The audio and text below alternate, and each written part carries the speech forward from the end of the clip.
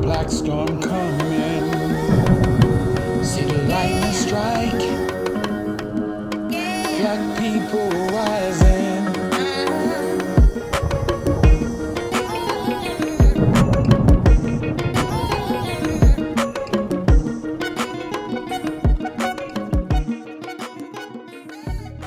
Hello and welcome to another edition of the Umoja Circle. My name is Keith Smokey Johnson, and I'd like to welcome you to part two of a two-part show that I want to introduce our people to this gentleman.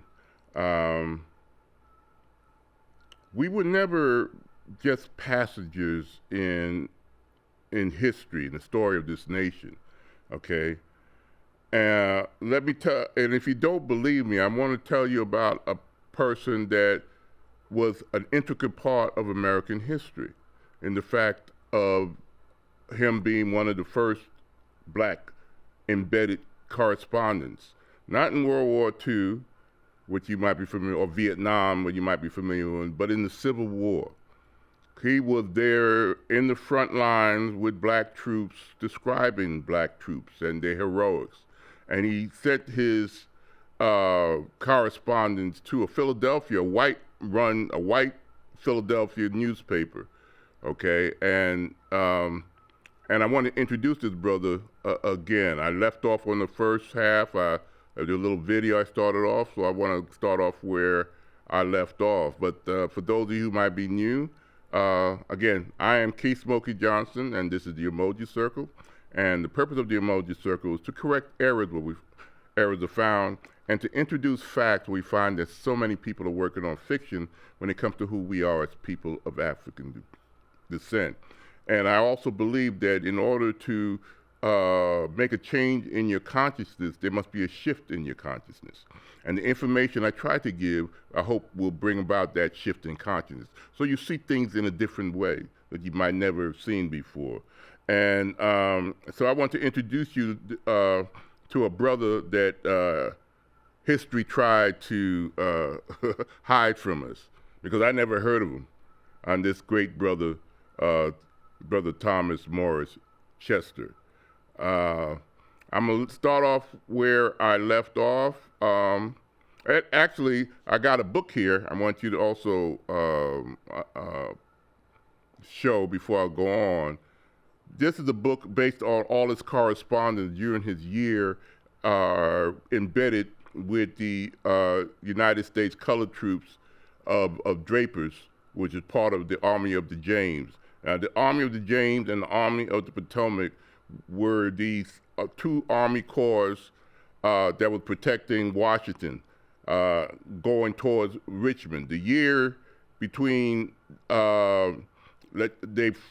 say May of 1864 and the April of 1865 was some of the most horrendous, horrible, the death toll was tremendous for these men in blue and in gray, but people in gray wanted to keep people like me enslaved, and they betrayed the American flag, okay? Lee and those guys killed thousands of Union troops.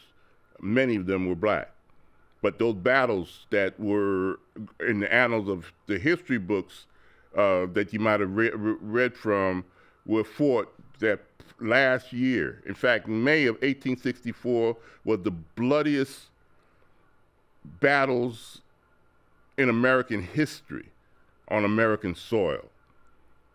You know, and he was amongst, and black troops were amongst those armies, the Army of the James and the Army of the Potomac, and we were there, okay, Cold Harbor, okay, and you know, where 7,000 Union troops were killed in a matter of 8 minutes, 7,000 casualties in 8 minutes, going to a fortified front, you know, frontal attack. You got to understand, during that period of time, you have a 19th century military using Napoleonic 18th century techniques where they marched in mass, but what was happening, the weaponry was burgeoning 20th century weaponry, rifle bullets, no longer the muskets, which went longer and straighter, cannons, and things like that that were rifled. Okay, so artillery shells that were rifled. So when you're in a mass of people going across a half-mile wide open area, shoulder to shoulder, the slaughter was tremendous. So this thing that we call the Civil War was no cakewalk. I want you to understand that this country, if the Confederacy survived, this America would never be the America that we're talking about. Okay, you have a bunch of little states that think they were countries, and confederacies never actually work.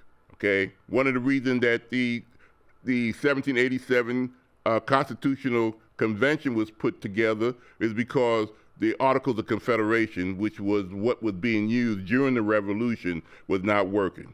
Every state thought themselves a country. Everybody did their own thing. Okay, this was never going to work. But you couldn't tell those men because they wanted to maintain enslavement. That was the reason they left the government. Okay, that's why that war was fought, and was fought tooth and nail. I want you to understand these battles were horrendous. So when you think this kind of mythology of the glory of war, no, war was hell. And millions, 2% of the United States population, 2% of 36 million, it's quite a bit of people died, okay? Let's go on now, and with that note, I'll continue in why what he wrote about the black troops who were participating in this is important, okay? Brother Chester, he wrote about black soldiers. He insisted that the colored soldiers had done handsomely with neither wavering nor straggling, predicting that they would achieve more brilliant achievement pushing back against racist stereotypes, even in the northern press. He was writing for a Philadelphia press, okay, a northern press.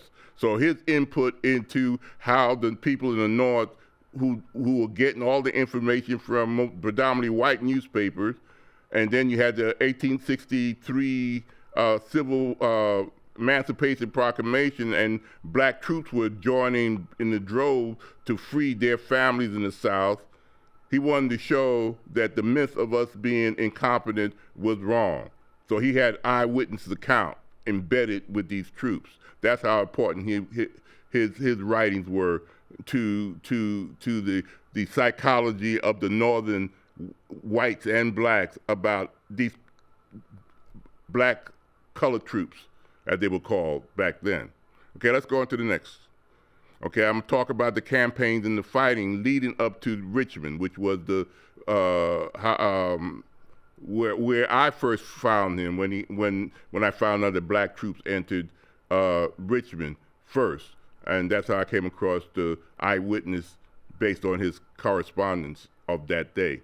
But let's go a little further back in that year, the late summer and fall of 1864, one of the bloodiest years of the whole Civil War.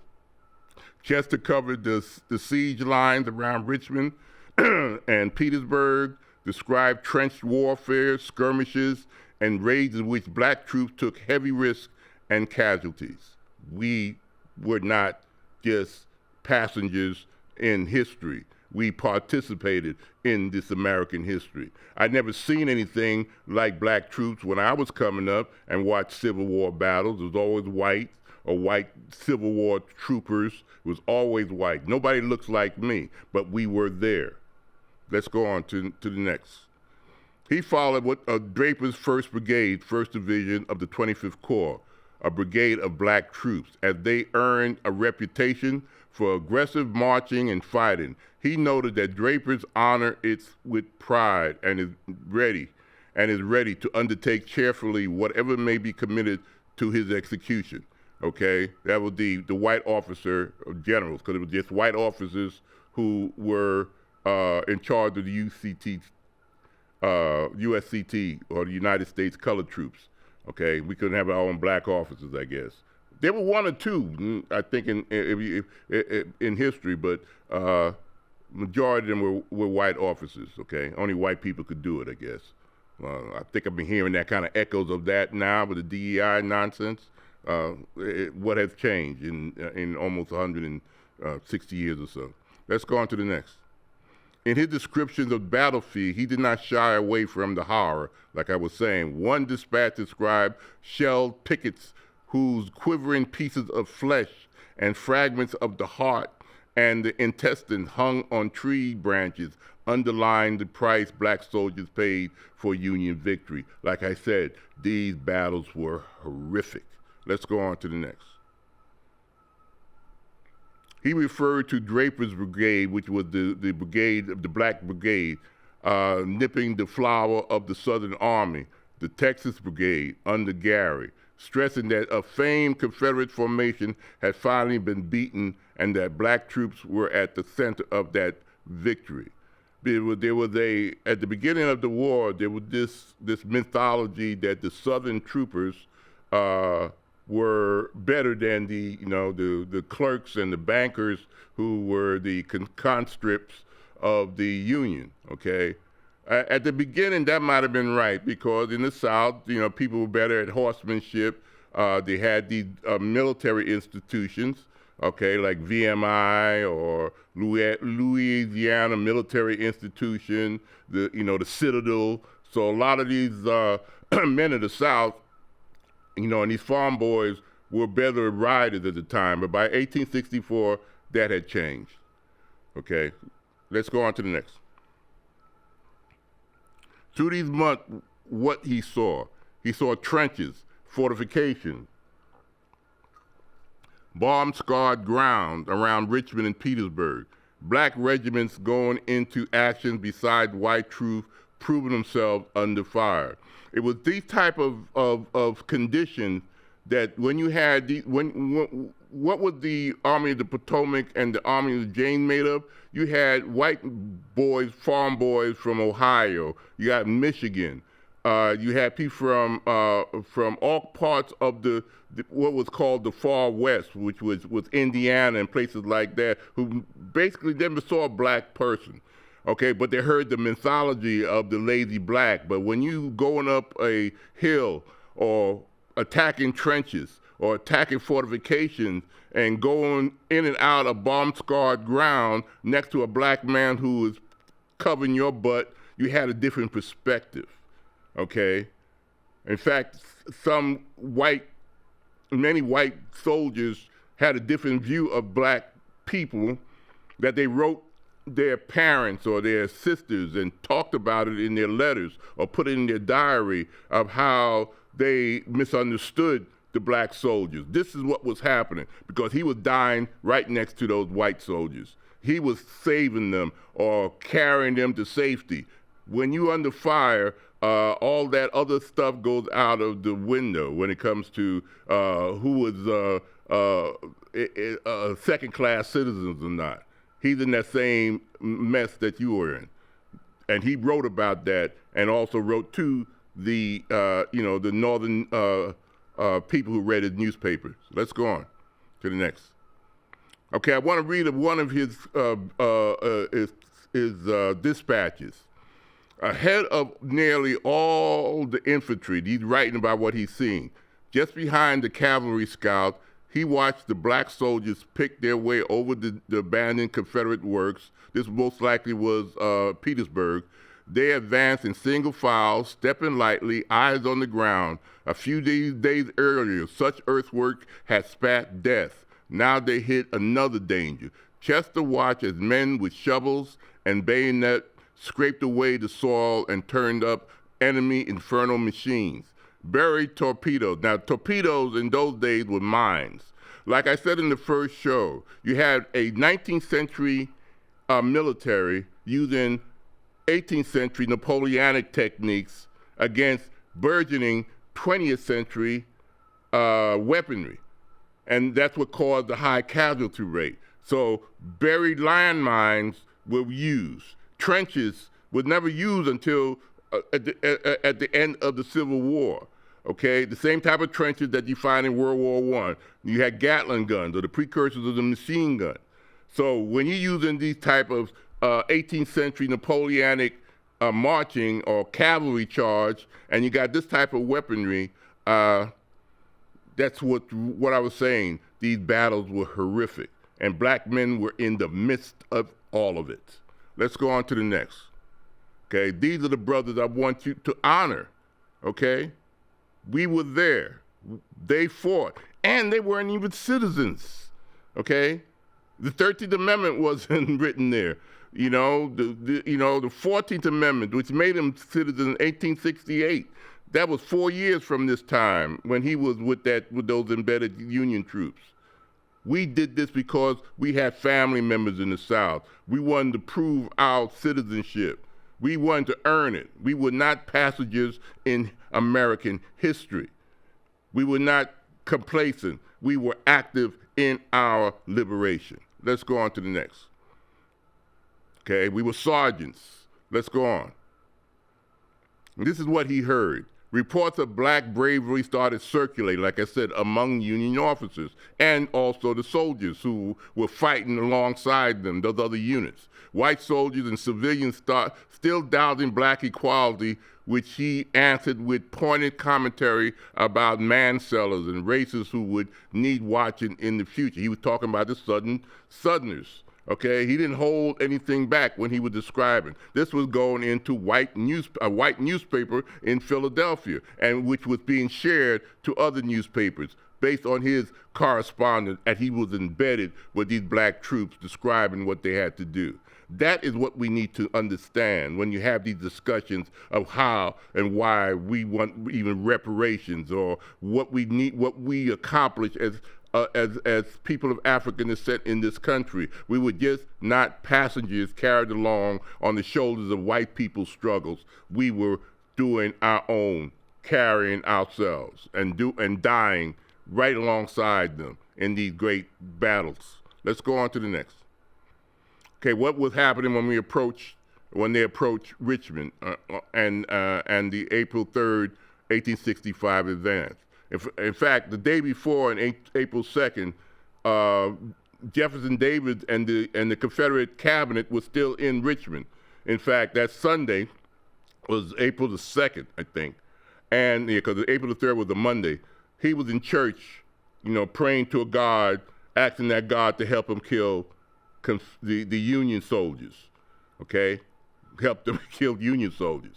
Okay, so anybody was flying that Confederate flag, under that flag, they were killing thousands of the people under the American flag. So answer me that question.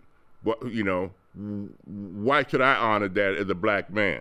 Okay, and as a veteran who of 24 years under the American flag when the Confederate flag was shooting back at us. Okay, and it was on April the 2nd that he got the note from Lee that talking about Jefferson Davis to get out of Richmond because the American troops were coming. Okay, he couldn't keep them back any longer with all the slaughter. They were still coming. Let's go on to next. On April the 2nd and 3rd, after Confederate lines at Petersburg and Richmond collapsed, Union forces surged forward. Black troops of the 24th Corps were among the first infantry to head into the Confederate capital. Okay, of the Army of the James. Okay, let's go on to the next. Chester accompanied Draper's brigade of black troops, part of Brevet Major General Cutts' division on the road into Richmond. He was right there in the forefront.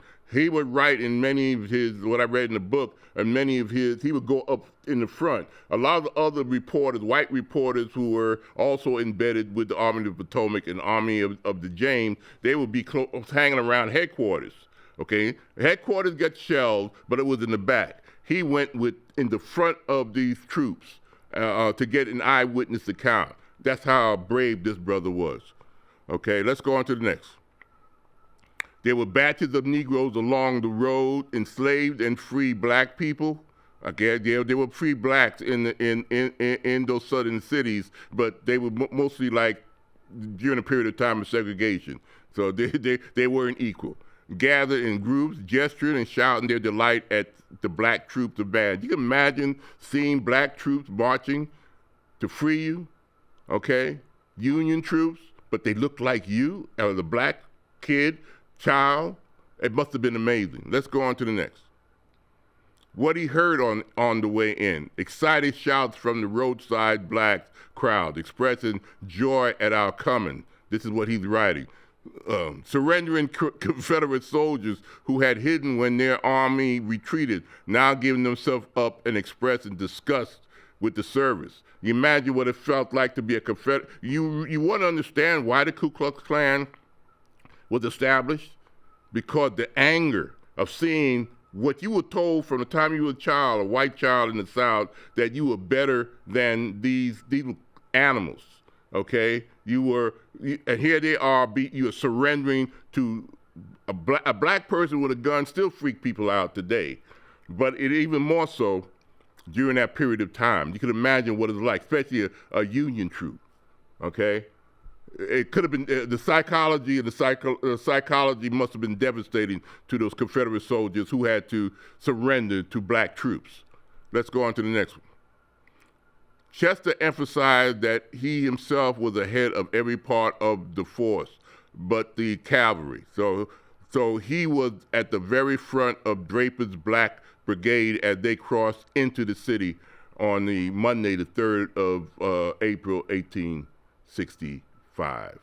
Let's go on to the next. He asserted that Draper's Brigade of Colored Troops was the first infantry organization to enter Richmond, and that the 36th U.S. Colored Troops under Lieutenant Colonel B.F. Pratt had the honor of being the first regiment with Captain Bicknell's company leading the advance. These were black men, folks. Let's go on. White residents of the better class houses, okay, peering out from windows, faces tense and hostile, the curl of their lips and the flesh of their eyes signaling ongoing defiance. You wondering why we still have issues today with white supremacy? Because they never forgot this. How dare we do that? 13, 14, 15 Amendment be damned, okay? This is instilled culturally into the psyche of those who still hold and harbor that kind of white supremacy ideology. We're living under that same ideology right now in MAGA world, okay? They haven't forgotten that. Let's go on to the next. What he heard from the Richmonders. Very few friendly words. He mostly read their silence and facial expressions as resentment and refusal to accept black troops and Union rule. Implied threats in their demeanor. People, he said, would need watching in the future. He wasn't stupid. We got to watch out for these people, okay? Showing his belief that white supremacist resistance would outlast the war. This brother wrote about this in 1865. It was written all over the face. The only reason we who are now surprised at what we're seeing, we got spoiled by what happened 60 years ago with the Civil Rights Act and the Voting Rights Act. Those were laws that were being enforced. So those who felt that way still, and felt that way since the war, the segregationists of the 1960s and the 1950s and the 1940s, they felt the same way 100 years later in the 1960s. That's why Medgar Evers was shot just for voting, okay? That's why people were hosed down, okay? That's why Martin Luther King and the bus boycotts, they tried everything because they were still fighting the Civil War in the political sense. The battles were no longer at Gettysburg or Cold Harbor or those battlefields, but they were still in the minds and the heart and the politics to this very day. Let's go on to the next. That's the American way, folks. Voices the reactions of the Richmond black community. One of Chester's most vivid contributions in his description of what newly freed black Richmonders said when Union troops entered the city, he wrote that the pious old Negroes, male and female, greeted the marching soldiers with outbursts like, "You've come at last. We've been looking for you these many days, and Jesus has opened the way." We always got to quote Jesus. But they knew believe me, the plantation grapevine was very powerful, okay? Word got around, okay, the black communities. Let's go on to the next.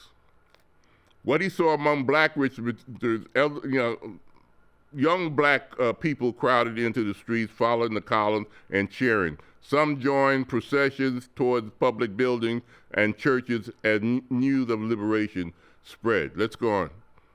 Chester in the Confederate Capitol, what he did on April 3rd, that Monday. Let's go on to the next. After the city fell, Chester entered the Confederate Capitol building and sat in the speaker's chair of the Confederate House of Representatives, a deliberate, symbolic reversal of power. This brother had the audacity to go to the Confederate Capitol in Richmond in 1865. Okay, Jefferson Davis left the day before, the Speaker of the House, all the senators, and he sat down at the Speaker's desk.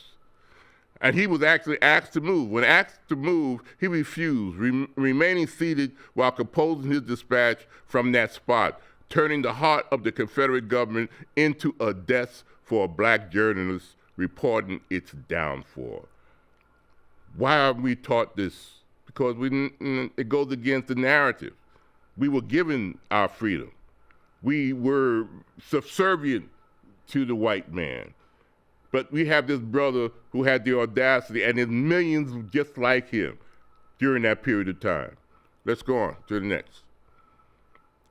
From Richmond, he continued sending dispatches through June of 1865, chronicling occupation, the adjustment of freed people, and the ongoing behaviors of ex-Confederates, insisting that the new military governor must be strong against man-sellers. That's what he called the ex-slavers, and the unreconstructed rebels, who eventually, like in Pulaski, Tennessee, created the Ku Klux Klan and other type of irregular, harassing organizations that exist to this day in various formations. This brother, after the war, actually went to Europe and was courted by the Tsar of Russia, the king, and he was also went to England and studied law, where he became the first licensed barrister or lawyer in England. Okay, he died he came back home and in Harrisburg and died at the age of 59. So I want to stop here. I got more, but I'll continue to bring interesting and true-to-life black heroes like Thomas Morris Chester, the first black correspondent to write about and embedded in the Union Army. So until next time, peace, hotep, bye-bye.